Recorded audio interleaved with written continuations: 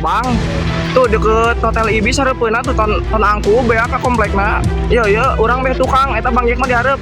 Kebakaran yang menghanguskan 6 rumah di kawasan padat penduduk Jalan Turangga, Kota Bandung, Jawa Barat membuat warga sekitar panik. Terlebih bangunan yang terbakar berada tepat di samping sekolah dasar. Petugas kebakaran yang tiba langsung berjibaku memadamkan kobaran api. Kobaran api cepat menjalar lantaran sebagian besar bangunan terbuat dari kayu. Petugas juga mengalami kesulitan akses menuju lokasi yang hanya dapat dilewati kendaraan kecil. Dalam kejadian ini, seorang pria berkebutuhan khusus ditemukan tewas di dalam rumahnya karena terperangkap api. Untuk keperluan otopsi, jenazah dibawa ke Rumah Sakit Sartika Asih. Satu meninggal dunia itu bilangnya tadi udah dibawa tapi yang anaknya itu gimana ya, penyakit khusus kebutuhan khusus ya. anak berkebutuhan khusus. Pria atau wanita itu? Sementara itu penyebab kebakaran masih dalam penyelidikan petugas. Dari Bandung, Jawa Barat, Jupita Mailana, iNews melaporkan. 65 Jalan Marzuki. Itu Ciracas, luncurkan itu Ciracas. Sebuah gudang kardus di Jalan Haji Marzuki, Kelurahan Ciracas, Kecamatan Ciracas, Jakarta Timur terbakar. Warga berusaha memadamkan api dengan alat seadanya. Petugas pemadam kebakaran yang tiba di lokasi langsung berusaha memadamkan api. 1 jam kemudian api berhasil dipadamkan dengan 12 unit mobil pemadam kebakaran dari Ciracas dan Suku Dinas Kebakaran Jakarta Timur. Diduga kebakaran karena korsleting listrik di dalam bangunan. Informasi dari pemilik dan karyawan setempat bahwasanya terjadi konsleting listrik di area gudang penyimpanan kardus tersebut. Api membesar. Untuk objek yang terbakar berarti gudang ya Bang? Gudang penyimpanan kardus ini ya Bang? Iya, gudang penyimpanan kardus yang akan nanti dikirim lagi untuk diolah. Oh, ini ada korban ya Bang? Alhamdulillah tidak ada korban sama sekali. Untuk unit yang diluncurkan ke TKP? Sementara kurang lebih 12 unit berikut pendukung. Tidak ada korban jiwa dalam peristiwa ini. Kerugian diperkirakan mencapai ratusan juta rupiah. Dari Jakarta, Rio Manik, iNews melaporkan. Dan pemirsa, News Sore berikutnya akan dilanjutkan oleh rekan saya Camar Haenda. Halo Camar, ada informasi apa lagi di News Sore nanti? Ya, selamat sore Diandra dan juga pemirsa. News Sore akan kembali menghadirkan beberapa informasi menarik di antaranya.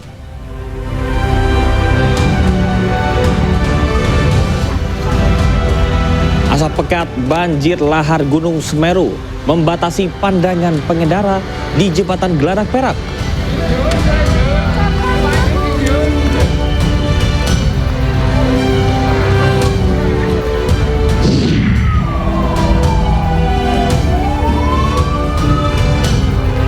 Meski masih terikat perjanjian gencatan senjata, Zionis Israel terus membombardir Gaza. 22 orang mati syahid.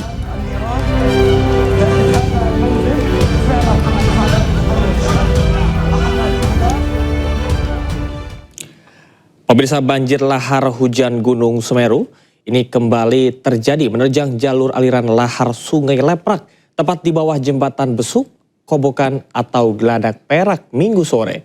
Mirisnya peristiwa berbahaya ini malah menjadi tontonan warga.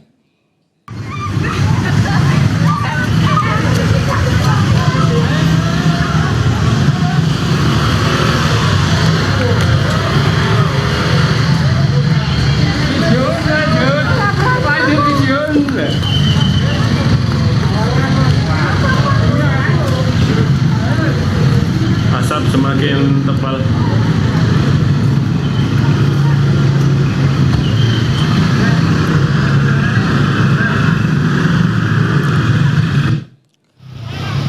Polisi bersama sejumlah relawan langsung mengusir warga yang berada di jembatan Besuk, Kobokan atau Geladak Perak, menyusul adanya informasi banjir lahar hujan Gunung Semeru. Banjir lahar hujan terjadi setelah wilayah puncak Gunung Semeru diguyur hujan deras hingga membawa sisa material erupsi melintasi jembatan. Data seismograf Pos Pengamatan Gunung Api Semeru merekam getaran banjir mencapai 40 mm. Akibat terjangan banjir lahar hujan Gunung Semeru ini, jalur Lumajang Malang dilakukan skema buka tutup. Mirisnya peristiwa yang bisa membahayakan ini malah menjadi tontonan warga yang akan melintas jembatan. Petugas mengimbau warga untuk menjauh dari sepanjang jalur aliran lahar karena sangat berbahaya.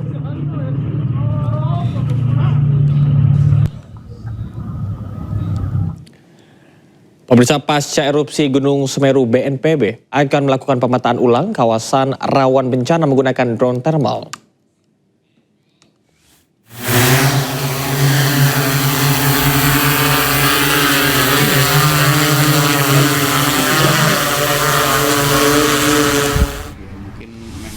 Pasca erupsi Gunung Semeru di Lumajang, Jawa Timur, BNPB akan melakukan pemetaan ulang kawasan rawan bencana di kaki Gunung Semeru menggunakan drone thermal. Drone thermal digunakan untuk mendeteksi dampak sebaran awan panas Gunung Semeru yang terjadi 19 November 2025 lalu. Hal ini dilakukan untuk menentukan kembali kawasan rawan bencana atau zona merah sebagai wilayah steril dari permukiman warga, untuk meminimalisir dampak bencana erupsi Gunung Semeru. Kami koordinasi dengan BPBD Lumajang untuk memperbaiki delineasi dari risiko, mulai dari bahaya dan yang telah menjadi ancaman baru, kalau itu pun nanti terjadi tidak hanya fase letusan saja, tapi bila mana bahaya sekundernya itu terjadi. Rencana perubahan peta kawasan rawan bencana ini sangat dibutuhkan sebab dalam 5 tahun terakhir, erupsi Gunung Semeru berdampak ke permukiman warga.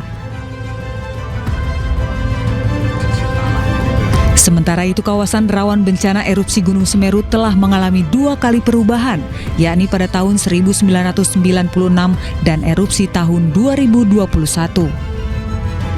Dari Lumajang, Jawa Timur, Yaya Nugroho, iNews melaporkan. Para pengungsi erupsi Gunung Semeru mulai cemas atas nasib mereka, dan berikut informasinya untuk Anda.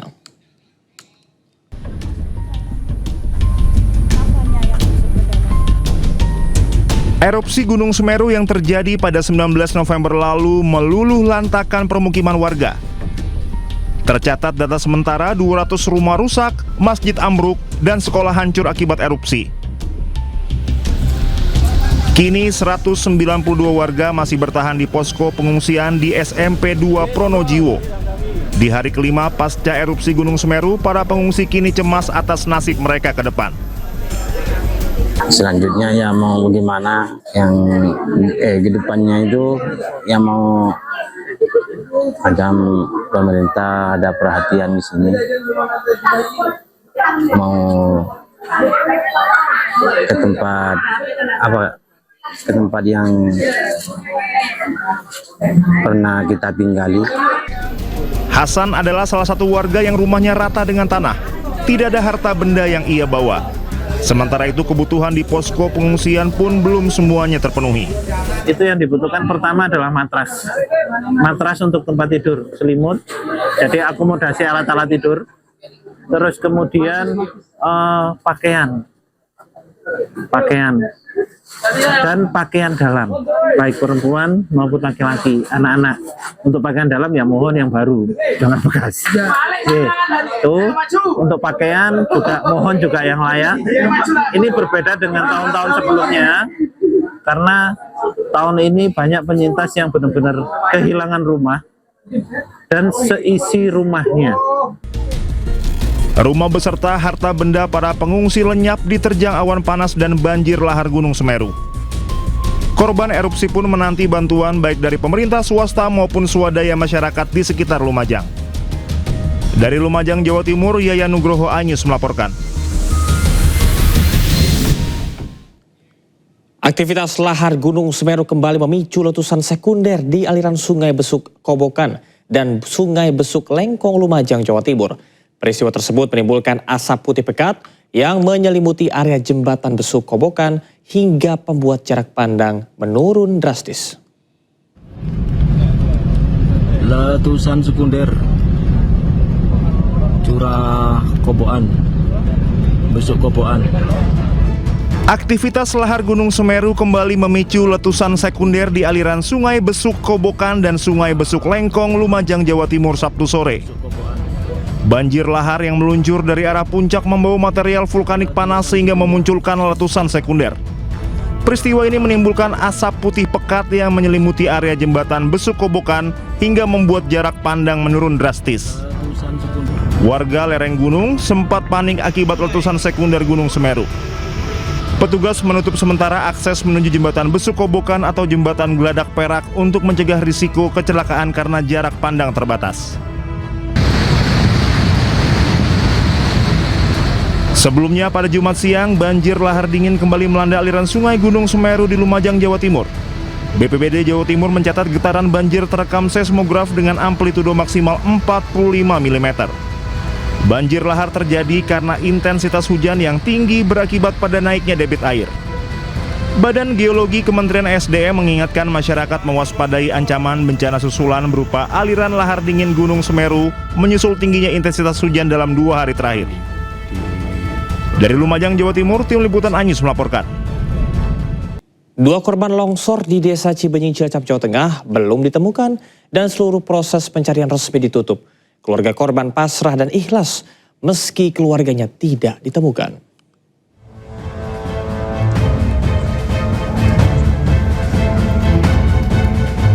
Aktivitas pencarian korban tanah longsor di Desa Cibenying, Cilacap, Jawa Tengah telah dihentikan.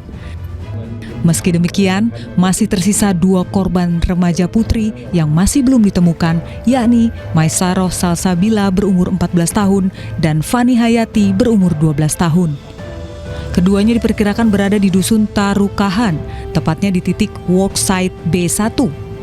Keluarga korban mengaku pasrah dan mengikhlaskan korban meski tidak berhasil ditemukan. Ya, kalau masalah itu saya udah ikhlaskan semua. Kalau harapan saya sih ke depannya ya bagi warga masyarakat yang lain yang kena dampak ataupun yang sudah kena dampak. Jadi saya minta mohon berhati-hati, jangan dianggap sepele karena bencana ini kalau nggak tahu kita bakal di kapan. Hingga hari ke-10 pencarian, tim SAR gabungan telah berhasil menemukan dan mengevakuasi total 21 korban dalam kondisi meninggal dunia. Dari Cilacap, Jawa Tengah, Heri Susanto, iNews melaporkan. Meski didesak mundur oleh jajaran Syuriah PBNU, Gus Yahya menegaskan tidak akan mundur dari posisi Ketua Umum Pengurus Besar Nahdlatul Ulama. iNews sore segera kembali.